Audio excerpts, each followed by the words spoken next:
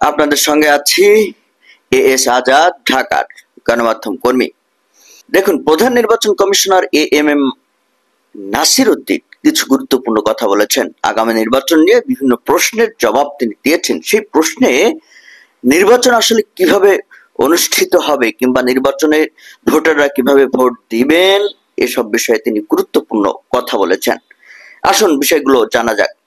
প্রধান নির্বাচন commissioner am Nasir Uddin বলেছেন যে ফেব্রুয়ারির প্রথমার্ধে নির্বাচন উপলক্ষে আমরা সব কর্মপরিকল্পনা সম্পন্ন করেছি। ফেব্রুয়ারিতে নির্বাচন হলে ডিসেম্বরের প্রথম সপ্তাহে তফসিল ঘোষণা করা হবে। সিইসি বলেন, প্রধান নির্বাচন কমিশনার বলেন, এর আগে 2-3টি নির্বাচন হয়েছে।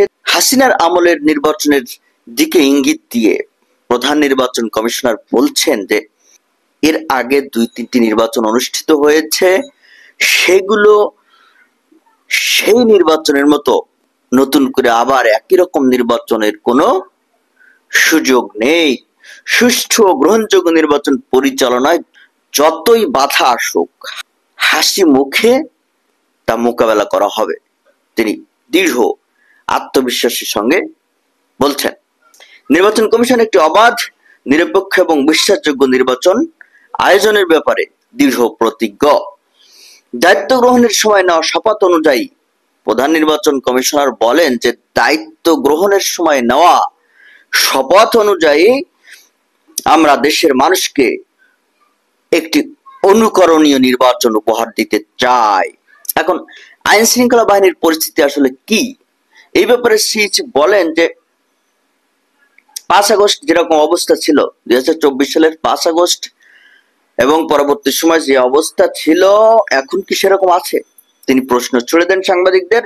এখন তো শান্তিতে ঘুমাতে পারছে মানুষ। 2024 সালে পুলিশ ইনঅ্যাক্টিভ ছিল, এখন ধীরে ধীরে পরিস্থিতির উন্নতি হয়েছে। আইন শৃঙ্খলা রক্ষাকারী বাহিনীর সমন্বিত প্রচেষ্টায় পরিস্থিতি উন্নত হয়েছে বলে দাবি প্রধান নির্বাচন কমিশনারের। 2-1টি বিচ্ছিন্ন ঘটনা সবসময় থাকে, এটি বাংলাদেশের সংস্কৃতির অংশ। বড় কোনো আশঙ্কা তিনি দেখছেন না।